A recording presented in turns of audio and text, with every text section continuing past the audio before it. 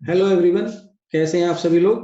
तो हमने जिन बच्चों ने हमारा काइनेमेटिक्स का पिछला लेक्चर देखा है, तो हम अपने उन बच्चों के लिए हमने अपना नेक्स्ट लेक्चर तैयार किया है काइनेमेटिक्स का। तो पिछले लेक्चर में हमने काइनेमेटिक्स में 1D मोशन के लिए नॉन यूनिफॉर्म एक्सेलरेशन के फॉर्मूले एक बार रिवाइज कर लिए थे, तो एक बार उनको फिर से रिवाइज कर लेते हैं। तो नॉन यूनिफॉर्म एक्सेलरेशन में हम इक्वेशन ऑफ मोशंस यूज नहीं करते हैं, क्योंकि इक्वेशन ऑफ मोशन केवल यूनिफॉर्म एक्सेलरेशन के लिए ही होती है। तो सबसे पहले इक्वेशन डिफरेंशिएशन में क्या क्या फॉर्मूले थे, वो v equal to ds upon dt था। डिफरेंशिएशन ऑफ डिस्प्लेसमेंट वेलोसिटी देता है, और acceleration differentiation of velocity acceleration देता है। एक्सेलरेशन को v dv by ds भी लिख सकते हैं। इक्वेशन ऑफ इंटीग्रेशन थी हमारी, डिस्प्लेसमेंट का इंटीग्रेशन करते हैं तो vdt आता है, ना vdt करके हमें डिस्प्लेसमेंट मिल जाता है, और dv adt करके हमें चेंज इन वेलोसिटी मिल जाता है। Change in velocity equals to integration of adt, और vdv जो है हमारा ads के इक्वल होता है, जो कि हमने जो हमारा एक्सेलरेशन का फॉर्मूला है यहाँ से हमने इसको इंटीग्रेशन में कन्वर्ट किया। तो अब हम अपने इसी लेक्चर को आगे बढ़ाते हैं।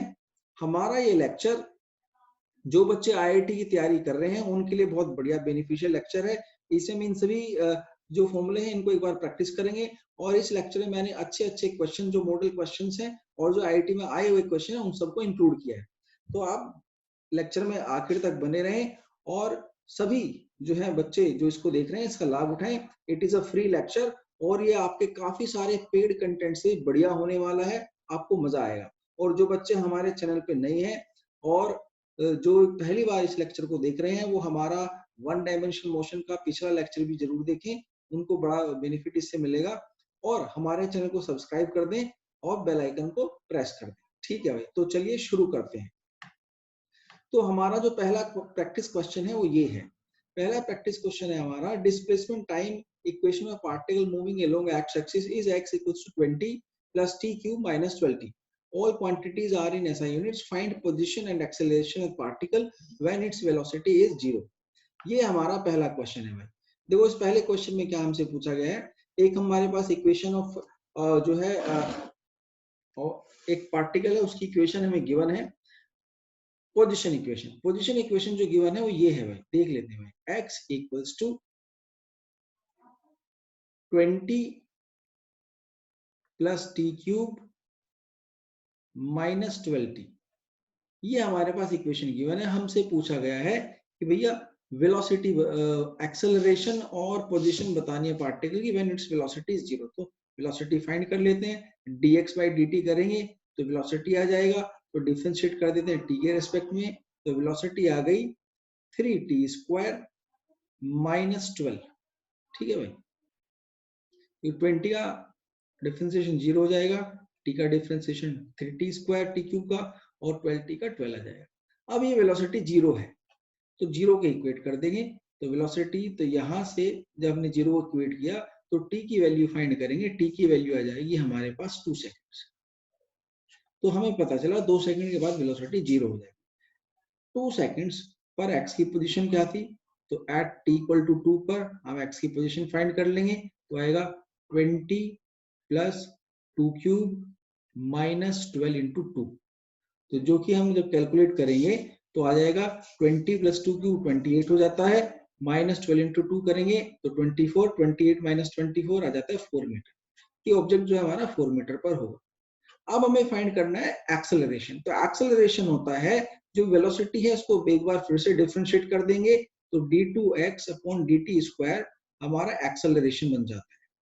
तो एक्सेलरेशन जो आएगा हमारा 3t स्क्वायर को डिफरेंशिएट करेंगे तो 6t आएगा, 12 का डिफरेंशिएशन 0 हो जाएगा, और 6t की value at t equal to 2 second पर फाइंड करते हैं, तो 6 इंटू 2 आ जाएगा 12 मीटर पर सेकंड स्क्वायर।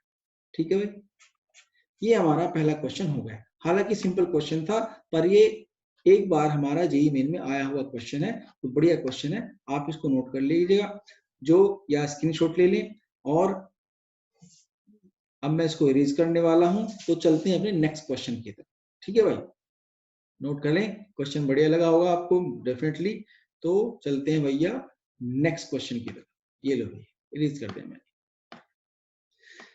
नेक्स्ट क्वेश्चन है हमारा, ये बहुत बढ़िया क्वेश्चन है, जेई मेन में आया हुआ क्वेश्चन है। और जैसा कि ये जेई मेन में आया हुआ क्वेश्चन है, तो आप जो है इसको जरूर से जरूर करें।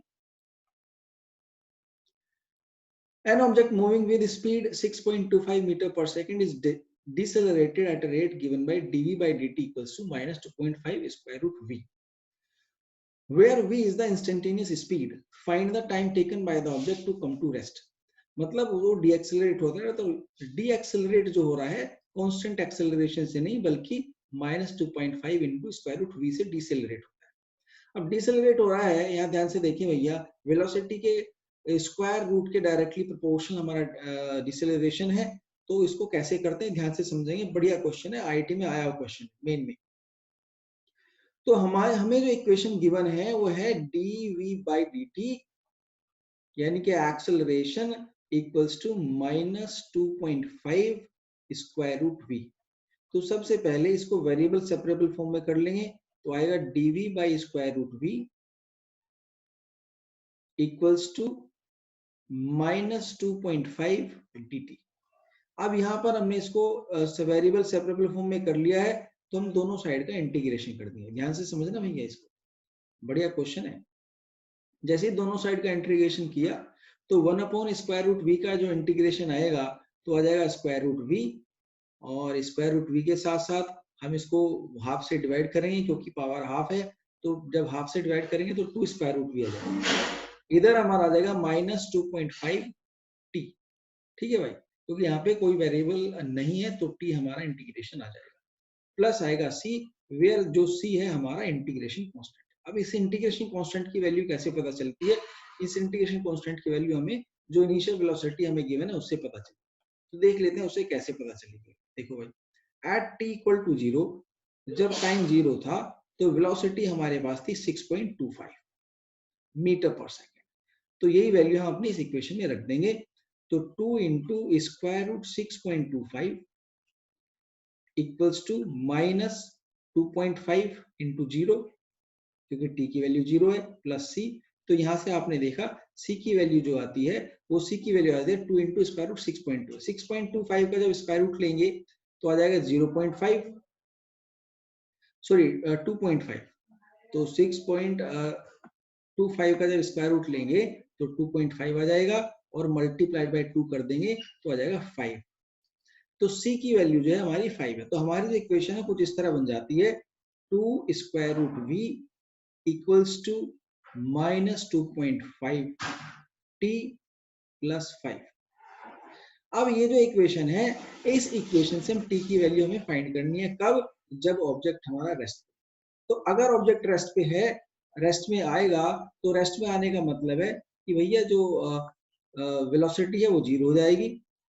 तो लेटेस्ट से t1 पर हमारी वेलोसिटी 0 हो जाती है, तो 2 into square root v, velocity 0 हो गई, -2.5 t1, क्योंकि टाइम t1 हो गया है, प्लस 5 ये होना चाहिए। तो यहां से हमारे पास आता है -2.5 t1 इक्वल्स टू 5, क्योंकि ये हमारा 0 हो गया है। तो t1 की वैल्यू आ जाती है भैया 5/2.5, तो यानी कि आ जाती है 2 सेकेंड्स। तो 2 सेकंड बाद जो ऑब्जेक्ट है हमारा रेस्ट पे आ जाए।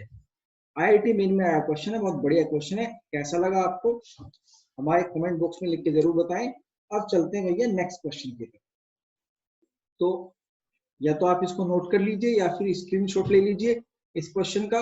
अब चलते हैं नेक्स्ट क्वेश्चन की तरफ। मैं इसको इरेज करने वाला हूँ। लो भैया, मैंने इरेज कर दिया। लो भैया, ठीक है भैया। अब चलते हैं आगे। नेक्स्ट क्वेश्चन है हमारा, from a tower of height h a particle is thrown vertically upward with a velocity u। ये भी भैया आईआईटी जेई का क्वेश्चन है, आया हुआ क्वेश्चन है। तो ध्यान से देखेंगे, एक हमारे पास टावर है, h हाइट का टावर है,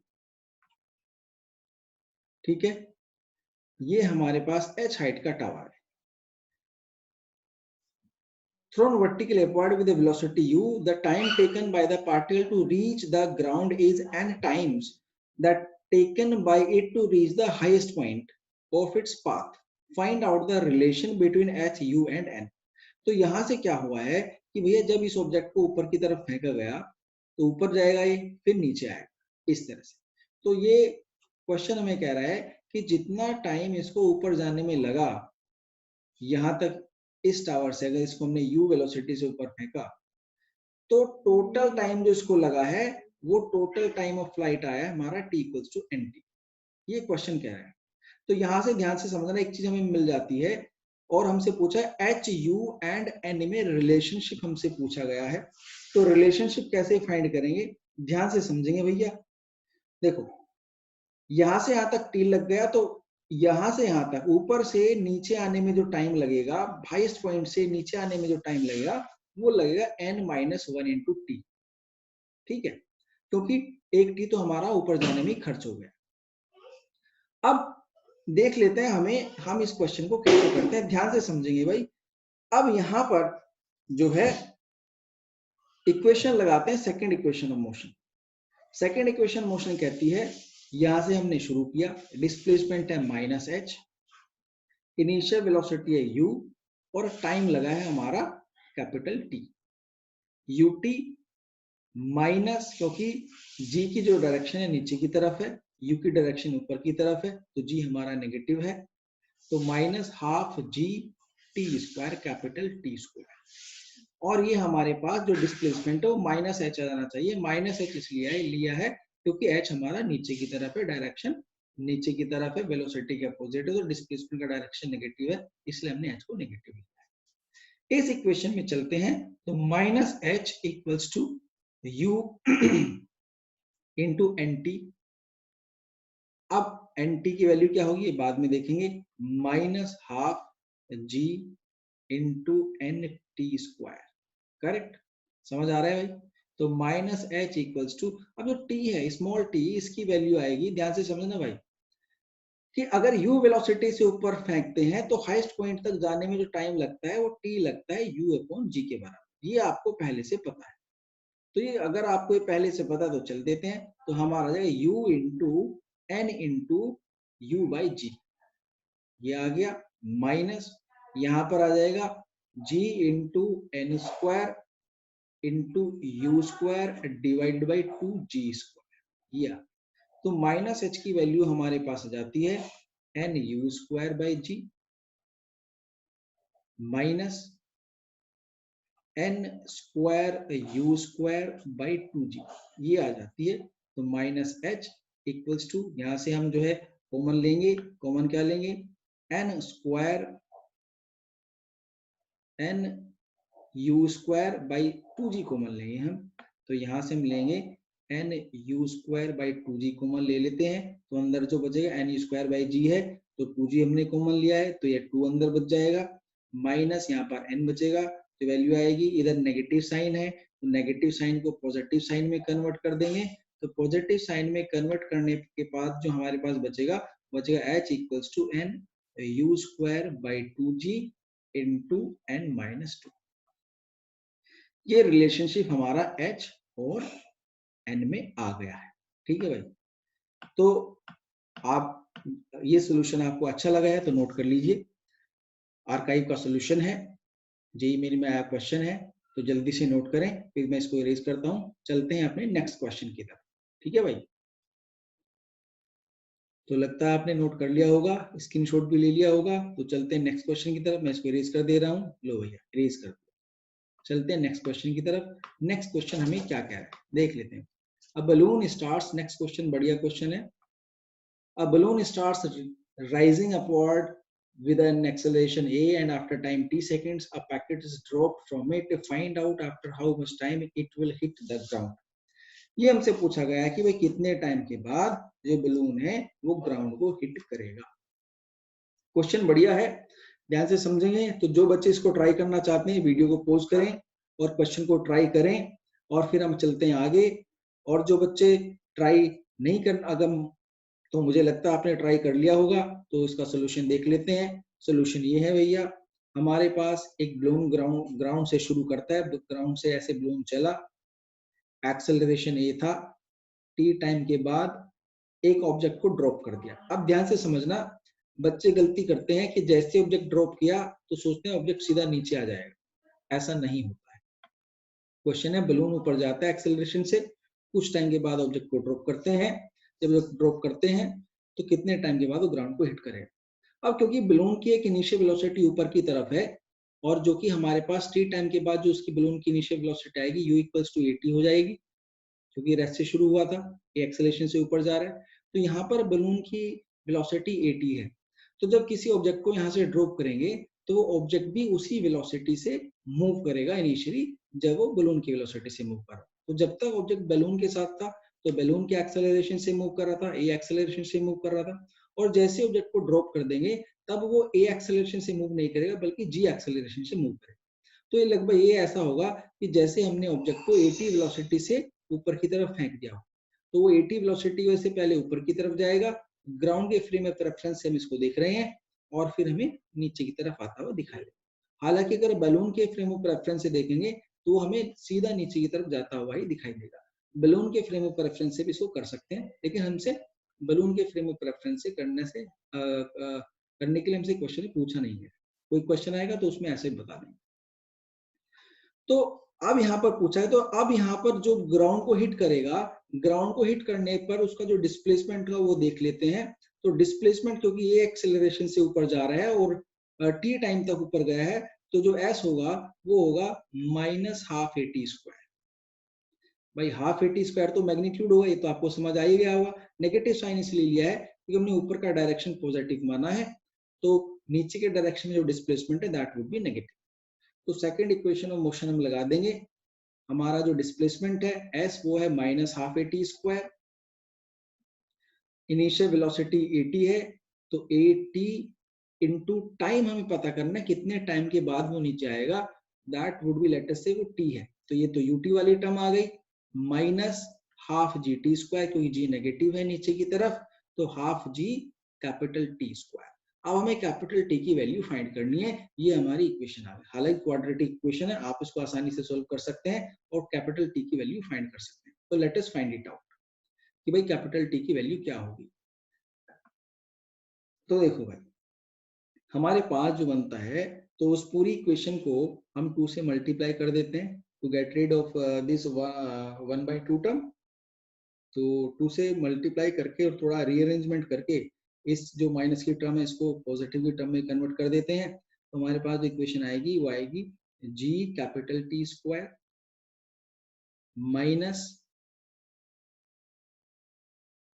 2a small t capital T minus at² equals to 0।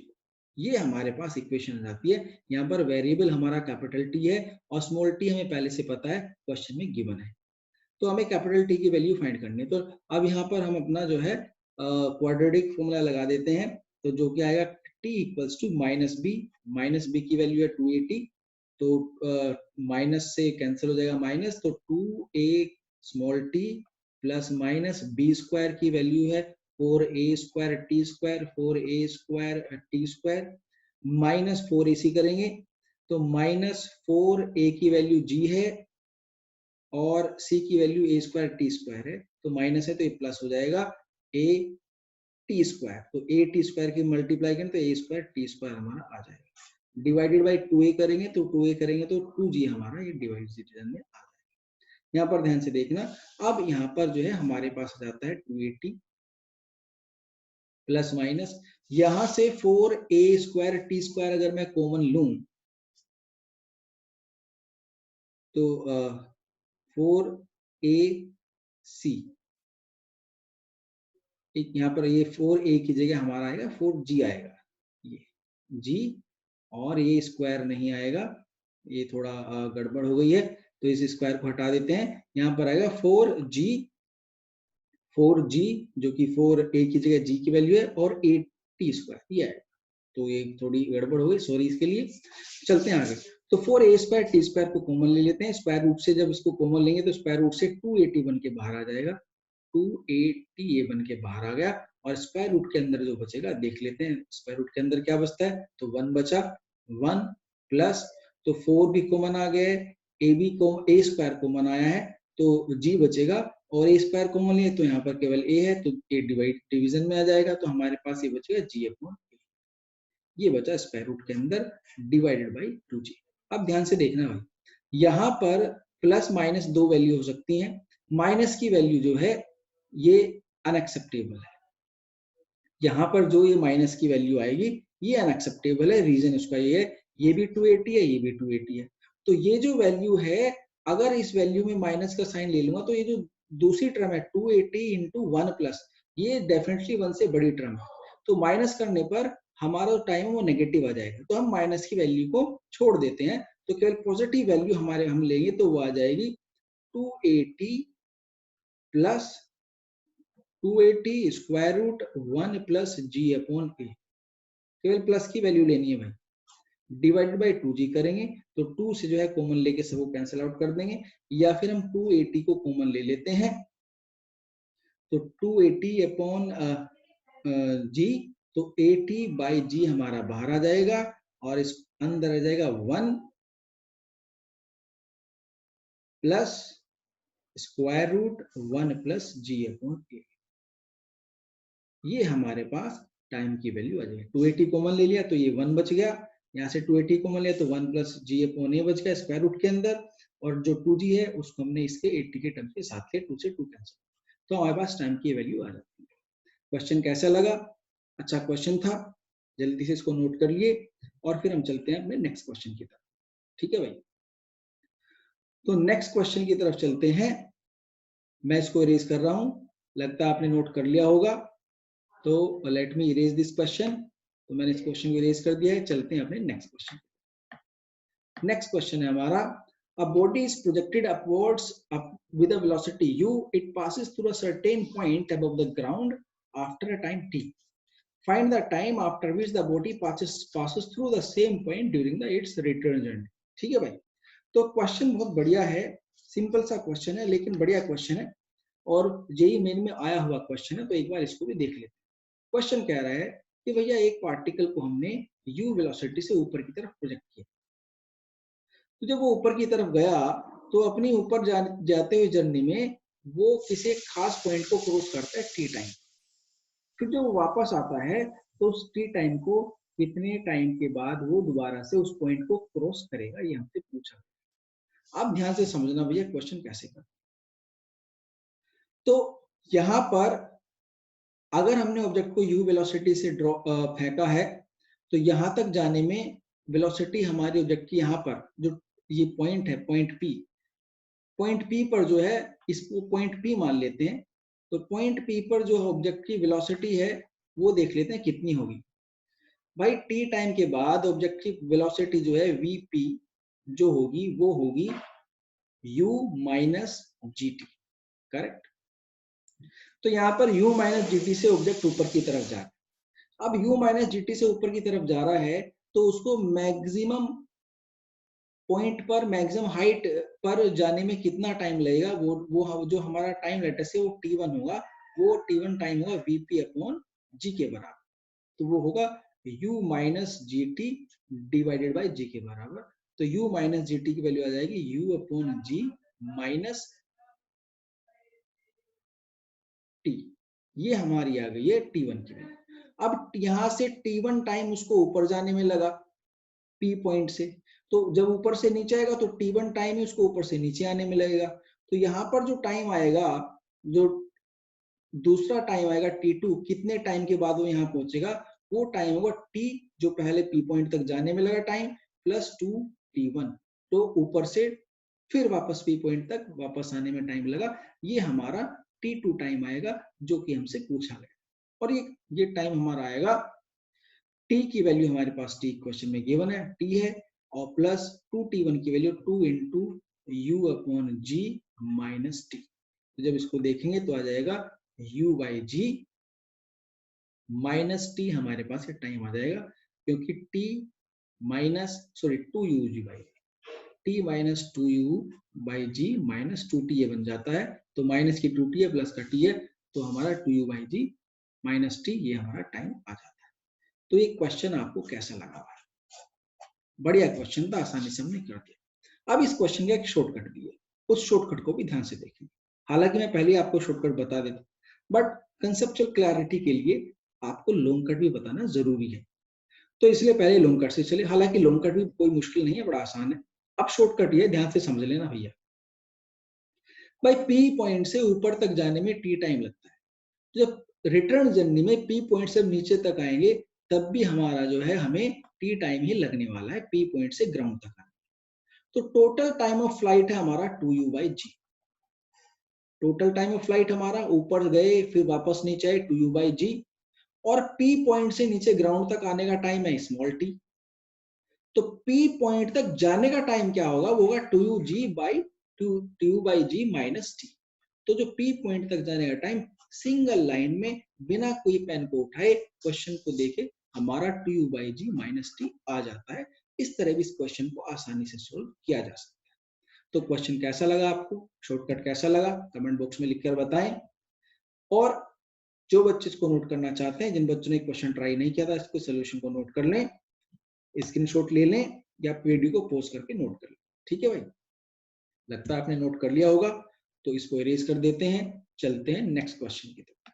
Erase कर दिया है, चलते हैं भैया नेक्स्ट क्वेश्चन की तरफ। नेक्स्ट क्वेश्चन हमें क्या कह रहा है, नेक्स्ट क्वेश्चन हमें कह रहा है a car starting from rest accelerates at the rate f through a distance s, then continues at a constant speed for a time t and then decelerate at the rate f/2 to come to rest.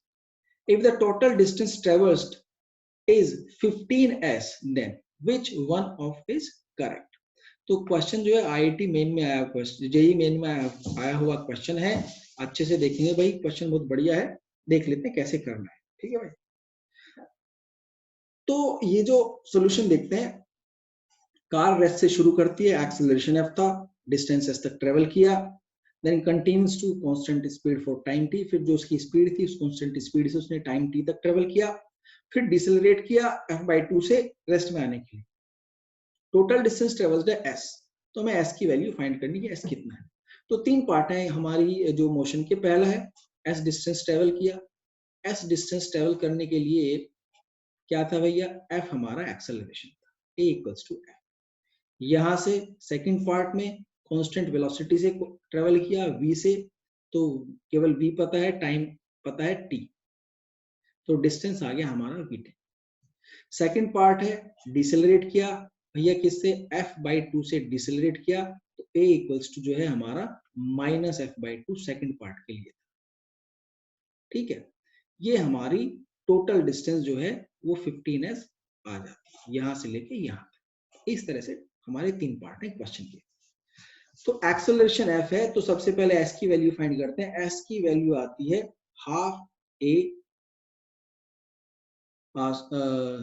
s की value तो हमें given ही है। हम find करते हैं कि भैया इसमें टाइम कितना लगा, v की वैल्यू कितनी। ठीक है, तो थर्ड इक्वेशन में मोशन लगाते हैं, v square equals to sorry u square तो 0 है, प्लस 2fs। तो u स्क्वायर 0 है, तो u स्क्वायर को 0 रखें तो यहां से v की वैल्यू आ जाती है स्क्वायर रूट 2fs, ये v की वैल्यू आ जाती है। तो सेकंड पार्ट में जो ट्रेवल किया है, वो ट्रेवल किया है जो सेकंड पार्ट s2 मान लेते हैं इसको, तो सेकंड पार्ट में जो डिस्टेंस ट्रेवल किया उस डिस्टेंस की वैल्यू आ जाती है s2 इक्वल्स टू vt, क्योंकि कांस्टेंट वेलोसिटी से मूव किया है, तो v की वैल्यू कितनी है, square root 2fs into t, ये हमारे पास s2 आ जाता है। लेटर से सेकंड जो ट्रेवल है वो s3 है, तो s3 की वैल्यू फाइंड करते हैं। तो x3 की वैल्यू है कि भैया इनिशियल वेलोसिटी है v, v कितनी वैल्यू कितनी है, स्क्वायर रूट 2fs, ये इनिशियल वेलोसिटी है, v स्क्वायर माइनस, अब डिस्टेंस है s3 2 इंटू एक्सेलरेशन है f/2, माइनस एक्सेलरेशन लिया तो नेगेटिव साइन आया है, इंटू s3 इक्वल्स टू आना चाहिए 0, रीजन है क्योंकि फाइनल वेलोसिटी 0 है। तो u स्क्वायर माइनस 2as वाली इक्वेशन यहाँ पर हमने लगाई है। u हमारा सेकंड थर्ड पार्ट के लिए, u जो है जो फाइनल वेलोसिटी फर्स्ट पार्ट के लिए थी वही थर्ड पार्ट के लिए इनिशियल वेलोसिटी है, मतलब स्क्वायर रूट 2fs। आज जब इस क्वेश्चन को सोल्व करेंगे तो ये जो इक्वालिटी है वो इधर आ जाएगी, हम इसको जो है इक्वालिटी के साइन -2fs को इक्वल टू के इधर ले जाएंगे, तो क्वेश्चन हमारा कुछ इस तरह बन जाता है और इसको आगे सोल्व करेंगे S3 के लिए। तो S3 की वैल्यू जो आ जाती है ये 2fs है, 2 से 2 कैंसिल हो जाता है यहाँ, और f से जो ये है हमारा 2fs दूसरी साइड में, तो 2fs हमारा बन जाता है भाई f से f कैंसिल हो जाएगा, तो हमारा आ जाएगा ये 2s के बराबर आ जाएगा। ठीक है भाई, तो s से f से f हमारा कैंसिल हो गया है, तो ये 2s के बराबर S3 हमारा आ जाता है, क्योंकि 2fs बन जाएगा और 2s बनकर ये इस f से ये f हमारा कैंसिल हो जाएगा। ठीक है, अब हमारे पास तीन डिस्टेंस आ गए हैं। तीन डिस्टेंस कौन कौन से? S1, S2, S3। तो S1 जो डिस्टेंस है वो है हमारे पास S, दूसरा S2, S2 डिस्टेंस हमारे पास square root 2fs into t plus S3 distance है 2s और इसकी वैल्यू है 15s। तो यहां से square root 2fs into t की वैल्यू जो आएगी वो आ जाएगी 12s, और दोनों साइड का स्क्वायर करेंगे तो 2fs इंटू टी स्क्वायर आ जाएगा 144s, जहां से s की वैल्यू हमें मिल जाती है 144s स्क्वायर, और यहाँ से जो s की वैल्यू फाइंड करेंगे वो आ जाएगी हमारी F t square divided by 144 का हाफ करेंगे तो 72 आ जाएगा। तो F t square divide by 72 हमारी एस की वैल्यू आ जाती है। तो डी ऑप्शन हमारा करेक्ट ऑप्शन बन जाता है।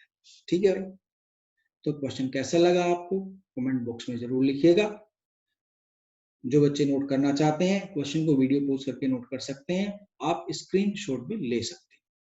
ठीक है भाई, तो क्वेश्चन को इरेज कर देता हूं, मैं सॉल्यूशन को इरेज कर देता हूं। चलते हैं नेक्स्ट क्वेश्चन पे। नेक्स्ट क्वेश्चन क्या है हमारा देख लेते हैं। बहुत बढ़िया क्वेश्चन है ये। क्वेश्चन भी हमारा जो है जेई मेन में आया हुआ क्वेश्चन है। क्वेश्चन ये है, the relation between time t and distance x is t equal to ax square plus bx where a and b are constant। तो a और b हमारे कांस्टेंट है, एक्सेलरेशन हमें फाइंड करना है a और b के टर्म्स में। क्वेश्चन बढ़िया है, देखने में आसान लग रहा है और आसान है भी, हालांकि देखने में आसान नहीं लग रहा है। ठीक है, तो देख लेते हैं। तो हमारे पास t की जो है t की फॉर्म में इक्वेशन दी है ax स्क्वायर प्लस bx। ध्यान से समझना भैया इसको। अब हमें यहां से t की, अभी तक हम x की फॉर्म में इक्वेशन को सोल्व करते आए थे, तो क्या करेंगे, इसको x के रेस्पेक्ट में डिफरेंशिएट कर देंगे। तो जब x के रेस्पेक्ट में डिफरेंशिएट करेंगे तो dt बाई dx करेंगे, और जब dt बाई dx करेंगे तो देख लेंगे क्या आंसर हमारे, जब dx की फॉर्म में डिफरेंशिएट करेंगे तो आएगा 2ax प्लस b, और ये हमारे पास जो वैल्यू है ये dt बाई dx की वैल्यू। अब जो एक्सेलरेशन होता है वो होता है dx बाई dt। तो dx बाई dt आ जाएगा reciprocal of dt by dx, यानी कि 1/2ax plus b। Sorry, acceleration या वेलोसिटी, ये हमारे पास वेलोसिटी आई। ठीक है, तो कई बार गलतियां हो जाती हैं भाई। तो वेलोसिटी आ गई 1/2ax प्लस b, वेलोसिटी का इक्वेशन है। अब हमें फाइंड करना है कि भैया एक्सेलरेशन फाइंड करना है। तो एक्सेलरेशन फाइंड करने पे dv बाई dt हम यहाँ नहीं कर सकते हैं, क्योंकि हमारा जो एक्सप्रेशन है वो t की टर्म्स में, t के फंक्शन में नहीं है। तो एक्सेलरेशन फाइंड करने के लिए हम यहाँ क्या करेंगे, हम फॉर्मूला यूज करेंगे a equals to v dv by dx। ये फॉर्मूला हम यहाँ पर यूज करेंगे। तो जो v है उसको dx की रेस्पेक्ट में डिफरेंशिएट करते हैं, तो dv बाई dx की वैल्यू फाइंड करते हैं। 1/2ax प्लस b डिफरेंशिएट करेंगे तो पावर -1 है, तो माइनस आ जाएगा। 1/2ax प्लस b का होल स्क्वायर बन जाएगा। रीजन ये है कि भैया जो ये है क्या नाम 1/x है, 1/x का जो डिफरेंशिएशन होता है -1/x स्क्वायर आता है, और फिर 2x को हमने वेरिएबल मान लिया। 2x को फर्दर डिफरेंशिएट करेंगे तो 2x का डिफरेंशिएट 2a आता है। तो ये हमारे पास आगे dv बाई dx। हमें निकालना है एक्सेलरेशन a। तो एक्सेलरेशन होगा v dv by dx। v की वैल्यू कितनी है, v की वैल्यू ये है भैया, तो v की वैल्यू है 1/2ax प्लस b, ये v की वैल्यू है।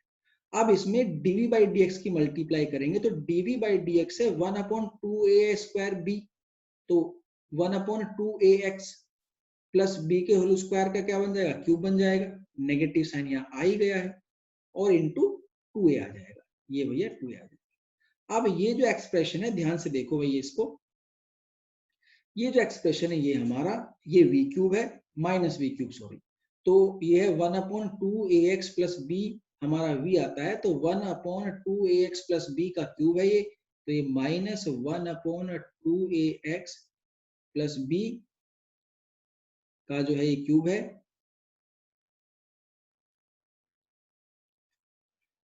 क्यूब है इंटू 2a। तो हमारे पास जो एक्सेलरेशन है, इस एक्सेलरेशन को कैपिटल ए मान लेते हैं, ये अदरवाइज कंफ्यूज करेगा भाई आप लोगों को, ठीक है, तो कैपिटल ए मान लेते हैं। तो कैपिटल ए जो है एक्सेलरेशन आ गया है minus we cube into 2a, तो माइनस 2a वी क्यूब हमारा एक्सेलरेशन आ गया, तो डी ऑप्शन हमारा सा करेक्ट ऑप्शन बन जाता है। तो मेरे ख्याल से क्वेश्चन आपको समझ आया होगा, क्वेश्चन अच्छा लगा होगा, जल्दी से क्वेश्चन नोट कर लीजिए, और क्वेश्चन कैसा था कमेंट बॉक्स में जरूर लिखें। चलते हैं आपने आगे नेक्स्ट क्वेश्चन की तरफ। अब मैं इसको इरेज कर रहा हूँ, ये लो भाई मैंने इसको इरेज कर दिया।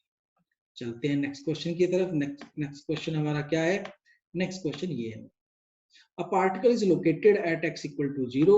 सोल्यूशन करते हैं, बढ़िया क्वेश्चन है, जेईई मेन में आया हुआ क्वेश्चन।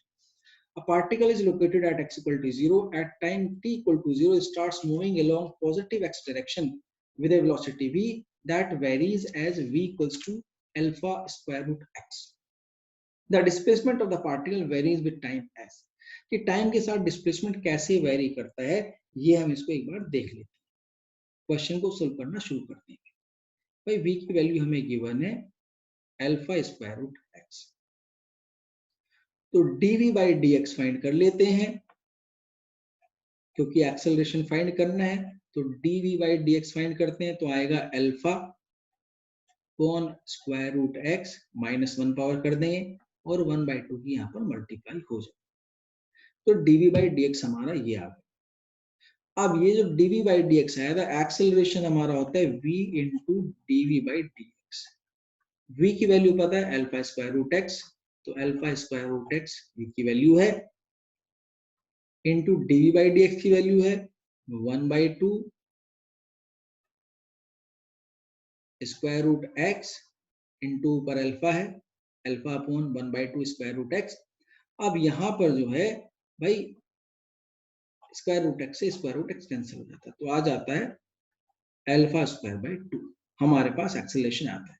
और ये जो एक्सेलरेशन है ये कांस्टेंट है भाई, देखो, क्योंकि अल्फा में कांस्टेंट की मान, तो अगर ये हमें जो है कांस्टेंट हमारा एक्सेलरेशन आ गया है, तो अगर एक्सेलरेशन ध्यान से समझना भैया जो मैं आपको बता, अगर एक्सेलरेशन कांस्टेंट होता है, इफ a इज कांस्टेंट,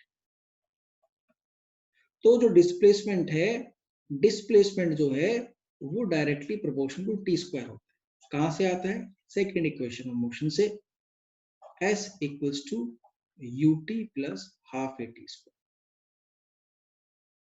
ठीक है, half a t square at x equal to 0 time t equal to 0, यानी कि t इक्वल टू 0 पर डिस्प्लेसमेंट 0 था, तो एट t इक्वल टू 0 करेंगे डिस्प्लेसमेंट 0 आएगा, तो फिर जो है हमारा एक्सेलरेशन है वो t के टी स्क्वायर के डायरेक्टली प्रोपोर्शनल होगा। तो देख लेते हैं कैसे, इसको भी हमारा जो है अगर x इक्वल टू 0 पर टाइम इक्वल टू 0 है, तो वेलोसिटी भी हमारी 0 ही होगी, कैसे इसको देख लेते हैं।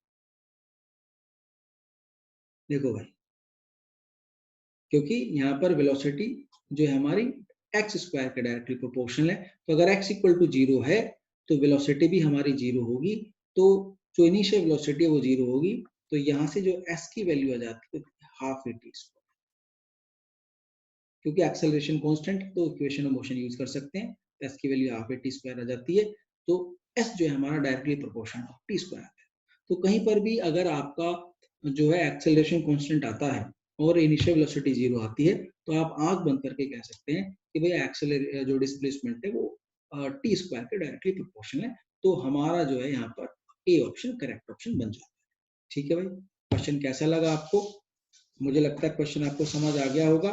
तो चलते हैं नेक्स्ट क्वेश्चन की तरफ, देख लेते हैं क्या नेक्स्ट क्वेश्चन है। मेरे ख्याल से हमारा इस लेक्चर का लास्ट क्वेश्चन था, तो काफी प्रैक्टिस आपकी हो गई होगी। हालांकि सारे क्वेश्चन हम इसमें करेंगे नहीं, तो आप अपनी जो आपके पास बुक्स हैं उससे ट्राई कीजिए, क्वेश्चन कीजिए अच्छे अच्छे। और जो मुश्किल क्वेश्चन है उनको आप हमारे ग्रुप में भी शेयर कर सकते हैं। हमारा टेलीग्राम का ग्रुप है फिजिक्स एकेडमी के नाम से। तो टेलीग्राम के ग्रुप का लिंक मैं कमेंट बॉक्स में शेयर आपके साथ कर दूंगा। आप वहां पर और टेलीग्राम ग्रुप है एक हमारा, उस ग्रुप का लिंक भी मैं शेयर कर दूंगा। उस ग्रुप को आप ज्वाइन कर सकते हैं और अपने डाउट्स पूछ सकते हैं। और तो चलते हैं नेक्स्ट क्वेश्चन की तरफ। नेक्स्ट क्वेश्चन हमारा ये, और ये हमारा आज की क्लास का लास्ट क्वेश्चन है। The velocity of a particle v equals to v0 plus gt plus ft square if its position at x equal to 0 at t equal to 0। मतलब इनिशियली वो 0 से चलना शुरू करता है, then its displacement after unit time t equal to 1 is, कि t equal to 1 second के बाद कितना डिस्प्लेसमेंट होगा। तो डिस्प्लेसमेंट सिंपल आता है, यूनिफॉर्म एक्सेलरेशन नहीं है, तो v dt करेंगे डिस्प्लेसमेंट के लिए। तो डिस्प्लेसमेंट के लिए v0 plus g t plus f t करेंगे, एफ टी स्क्वायर, और इंटीग्रेट करेंगे टी के रेस्पेक्ट में। तो आ जाएगा हमारे पास v zero t plus g t square by 2 plus f t cube by 3। अब टी की वैल्यू जो है 1 रखेंगे, 0 to 1। तो 0 to 1 जब t की वैल्यू रखेंगे तो 0 रखेंगे तो 0 हो जाएगा, 0 से 1 के बीच में निकालना है डिस्प्लेसमेंट। और t की वैल्यू 1 रखेंगे तो आ जाएगा v 0 plus g by 2 plus f by 3। ये हमारा डिस्प्लेसमेंट आ जाएगा। क्वेश्चन बड़ा सिंपल था, मेरे ख्याल से आपको समझ आया होगा, तो जेईई मेन में आया होगा क्वेश्चन। ठीक है, तो क्वेश्चन आपको कैसे लगे हमारे कमेंट बॉक्स में लिखकर हमें जरूर बताएं। और हम ऐसे जो ये सीरीज मैंने शुरू की है, ये आईआईटी की जो प्रिपरेशन बच्चे कर रहे हैं उनके लिए सीरीज मैंने शुरू की है, तो इसीलिए इसको बड़ा कंसाइज मैंने रखा है। बहुत ज्यादा डिटेल में मैं चीजों को आपको नहीं बता रहा हूँ, केवल आईआईटी मेन के लिए जो क्वेश्चन है, जेईई मेन के लिए जो इंपॉर्टेंट क्वेश्चन और एस्पेक्ट्स है, उन्हीं को हम रिवाइज करते जा रहे हैं और अच्छे अच्छे क्वेश्चन करते जा रहे हैं। तो जो बच्चे जेईई मेन की तैयारी कर रहे हैं उनके लिए ये बड़ी बेनिफिशियल होने वाली है। और हम लगभग सारा का सारा कोर्स अपना कंप्लीशन इसका कर देंगे। जो थोड़ी डेट हमारी आगे बढ़ गई है जेईई मेन एग्जाम की, उससे पहले पहले सारा कोर्स हम कंप्लीट करने की कोशिश करेंगे जेईई मेन का। तो जल्दी से नोट करें। अब मैं इस क्वेश्चन को इरेज कर रहा हूँ, क्वेश्चन मैंने इरेज कर दिया है। अब देख लेते हैं नेक्स्ट लेक्चर में क्या करने वाले हैं। भाई हमारा जो नेक्स्ट लेक्चर होगा वो ग्राफिकल रिप्रेजेंटेशन ऑफ मोशन का हमारा नेक्स्ट लेक्चर होने वाला है। और नेक्स्ट लेक्चर में हम ग्राफिकल रिप्रेजेंटेशन ऑफ मोशन पढ़ने वाले हैं। ये एक फैंटास्टिक लेक्चर होगा ग्राफिकल रिप्रेजेंटेशन ऑफ मोशन पर। और इस लेक्चर को करने के बाद आपको ग्राफिकल क्वेश्चन करने में कोई दिक्कत नहीं आएगी, और ये इतना फैंटास्टिक लेक्चर होगा, आपको मजा आएगा भाई पढ़ने पे। तो इस लेक्चर को आप मिस ना करें, बिल्कुल भी जरूर देखें। हमारी नेक्स्ट वीडियो जो आएगी वो ग्राफिकल रिप्रेजेंटेशन ऑफ मोशन पर आएगी। ठीक है भाई, तो हम अपनी आज के लेक्चर को यहाँ पर एंड करते हैं। तो जो जो बच्चे हमारे लेक्चर में नए हैं वो हमारे चैनल को सब्सक्राइब करें और बेल आइकन को दबाएं। ठीक है भाई, okay, thank you and good bye. पढ़ते रहें और ध्यान से पढ़ें, ठीक है, ओके बेटा।